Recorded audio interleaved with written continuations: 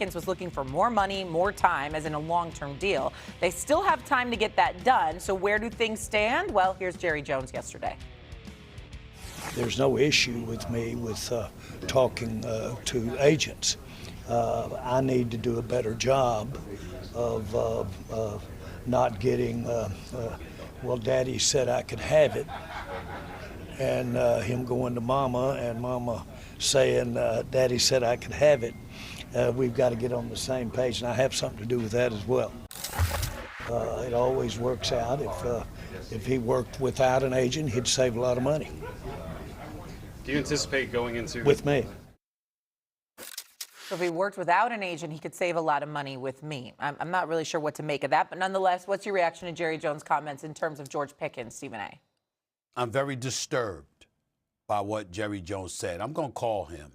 I'm going to go see him if I can, you know, if he will allow me to, because I'm not comfortable with what words I just heard come out of Jerry Jones' mouth.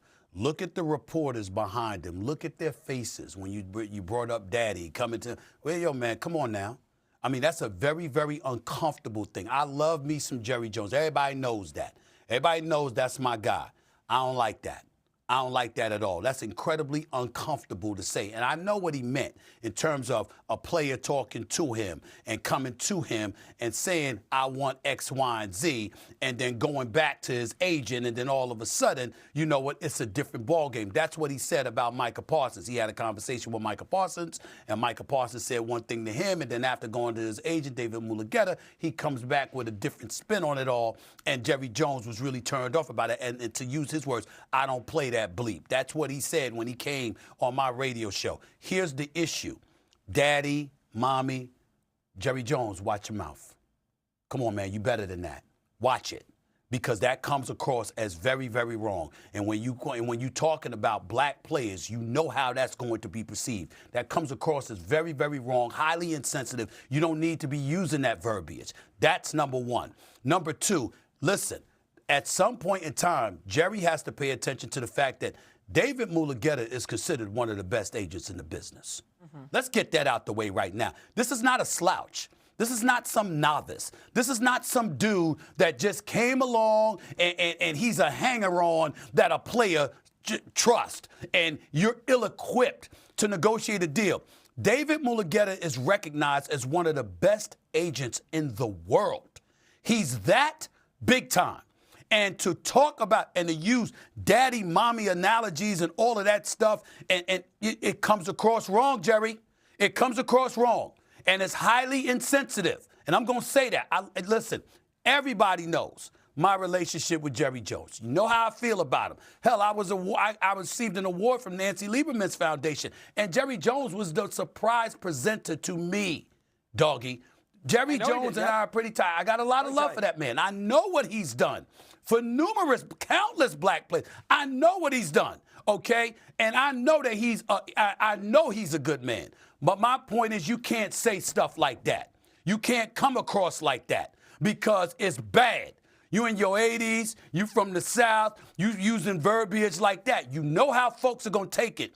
And just because you're the billionaire owner of the Dallas Cowboys don't mean that you can't receive some heat for the stuff that comes out of your mouth. You can't talk like that. You cannot do that. Having said all of that, you still, at the end of the day, if you're not going to negotiate with David Mulugeta, it also prompts another question. If you don't have a problem with agents, why does it appear as if David Mulugeta is the only agent that you're really, really not that interested in talking to? I haven't heard of any other players who've had a problem with their representation having a conversation with the owner of the Dallas Cowboys. If I'm wrong there, I apologize, but I haven't heard about it. We've heard about it with Micah Parsons. Now we're hearing about it with George Pickens. Two dudes represented by the same guy. Jerry Jones has some explaining to do in that regard. But when I talk to him, especially when I see him, that's a conversation that we're going to have, because I don't like the way he didn't have to do that. He could have came up with 1,000 different ways to make his point rather than doing it the way that he did it. It's very, very condescending, very insulting. And I'm telling you right now, black folks listening to that, ain't gonna take kindly to verbiage that Jerry Jones used. It's just a fact. Fair. I'm on the bigger Jerry Jones. I try to go one ear and out the other with him anyway. But Steve did an excellent job there with the verbiage. I would not sign Pickens to a long-term contract. That's me. They have CeeDee Lamb. You don't need two receivers making $40 million a year. You don't need Pickens. Got traded from Pittsburgh. We saw that Detroit game last year where things weren't going great, and Pickens was sort of in and out of the game, not mentally sharp, a game they had to win. I am not a huge Pickens fan. Now, he's great when he's focused and raring to go, but I don't think the Cowboys need two receivers making that kind of money. So if it was me, I would go a different direction. Sounds like they want to work out a long-term deal. They franchise tag him so he's going to make $25, $28 million. That's a one-year deal. If it was my team, I'm not paying a second receiver that kind of money. I'm not doing it. The other part that we have to bring up a couple of things. Number one, the consideration. First of all, let's understand that George Pickens deserves his money, Doggy, based on his performance. Now, you are right that they probably don't need to have two receivers. Like you got Jamar Chase and T. Higgins making about $69 million, annually. And in the case of CeeDee Lamb and George Pickens, it would be in the same ballpark in the event that he got that long-term deal. I understand your aversion to that, Doggy. I'm not necessarily saying I disagree. But let's not talk as if George Pickens doesn't deserve the money. It's really because you already have one in receiver CeeDee Lamb making big time dollars like $36 million that you don't want to do that. It's not because of George Pickens' level of production. It's because you already have an all-star or all-world receiver, and you don't want to spend that much money when you can utilize and allocate those assets elsewhere. So let's get that out the way. But the important point to bring up also is this. Dak Prescott is on the record saying he wants George Pickens re-signed. That's something they have to consider because Dak Prescott is making $60 million a year as the quarterback. He's the franchise quarterback. He's the star of the team. And you want to be in a situation where you maximize his level of productivity and justify the investment you made in him. So you're giving him the requisite weapons necessary in order for you to be the high-powered offense that you paid your quarterback to be. But in the end, what it comes down to is this. You're Jerry Jones. All right, you've made some moves since Micah Parsons has been gone. They haven't been bad moves. You could utilize that money elsewhere to get an inordinate amount of assets to buffer Dallas's defense and to be considerably better collectively than they were last season. I get that part, but you still don't need to be talking like that. You really, really don't. And by the way, you know what? You decided that you wanted to franchise tag George Pickens. That was a mistake because in the end, if a cat is looking for a long-term deal, you franchise tagging him keeps you in the headlines for sure, but it's a distraction. And that distraction has religiously and historically come back to plague the Dallas Cowboys. It doesn't work for them on the football field. It has been proven. So if you're not going to sign him to a long-term deal, just move him. Don't wait until the last minute. Don't be starving for headlines to the point where you become a distraction to your team and its ultimate productivity. If you're going to move the man, move him because he ain't coming on the field unless you give him a long-term deal. And I don't blame him. In the sport of football, you're George Pickens with all that money on the table, with Jackson Smith and Jigba and what he just signed for, $120 million guaranteed, $40 million a year. You, George Pickens, you cannot step on that field for a one-year, $27.3 franchise tag deal. You can't do it. You got to hold out and go someplace else that's going to give you a long-term deal. But that's what's frustrating about the Cowboys. Like, you had an opportunity to get in front of this. Had you just paid him prior to franchise tagging him, then you wouldn't even be in this situation. And then Jackson Smith and Jigba, albeit playing in the Super Bowl, is a little bit of a different story, goes and gets this big deal, and now you've set yourself back to give him more money. This happens year after year with the Cowboys. I don't understand it. He was also the most targeted receiver last year. So you're going to go 1 year having your anchor of your defense leaving at the last minute to maybe having the one player that was targeted the most on your offense possibly leaving again.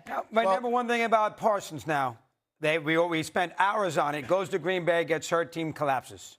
Terry says, you can't pay linebackers $45 million a year. You can't do it because it's too much money for your cap to pay a linebacker. You got to pay a quarterback, don't pay a linebacker. Mm-hmm. And they paid, and as it turns out, the Cowboys made the right move with Parsons.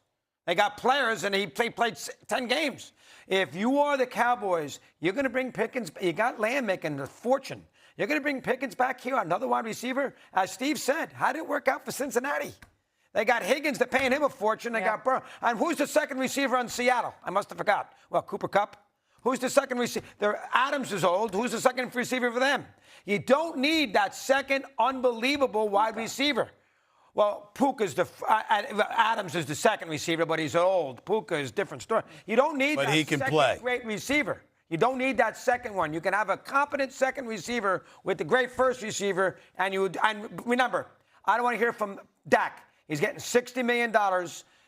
You're one of the reasons why they're in their salary cap by making $60 million and maybe not being as good as you should be for that money. If they only give you the one receiver, work around it. Deal with it.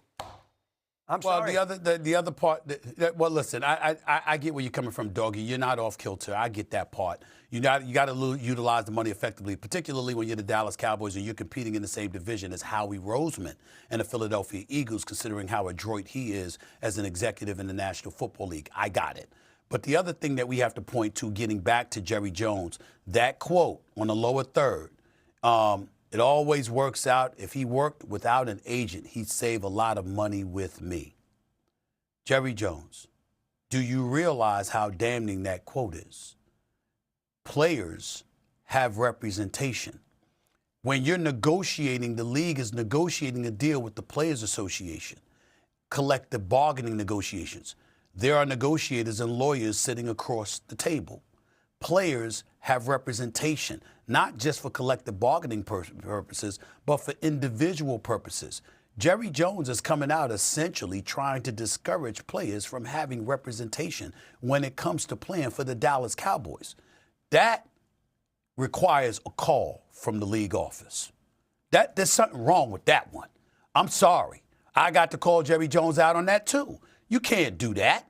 You can't sit up there and act like a player is supposed to come up to you. And I said this to his face, Doggy and Shay. I'm not saying anything behind his back that I said to his face. I told you, I got a lot of love for this man.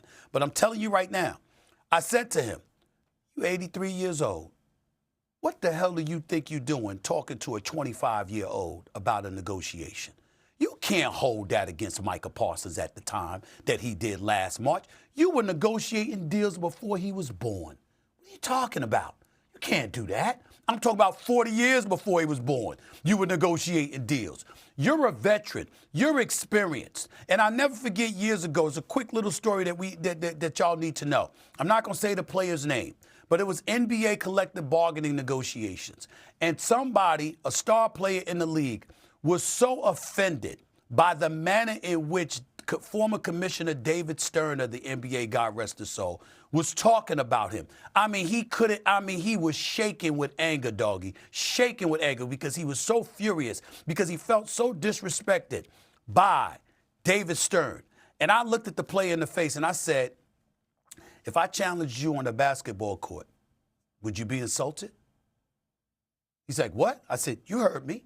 He said, well, yeah, you know what I'm saying? You ain't on my level. I said, if somebody on the street challenged Michael Jordan, would you be offended? They're like, yeah. I said, that's David Stern at the negotiating table. You're a player. You walked into a negotiation acting like you know what he knows for a collective bargaining negotiation. It ain't the same level, bro. That's who David Stern was compared to a player. That's who Jerry Jones is compared to a player. That's why the player has representation. They're not lawyers. They're not agents. They don't represent themselves like that. They have somebody for that. And for Jerry Jones to be on a public platform encouraging players, look, you'd get a lot more, you save a lot of money with me if you didn't have an agent. That's not how this is supposed to go. Players, the NFL league office, the Players Association, I'd be very surprised if they didn't make a call to Jerry Jones. You can't be saying stuff like that. You can't do that. You just can't. Honestly, the only player I could think of is Lamar Jackson that doesn't have an agent. And I'm sure there's more, but he's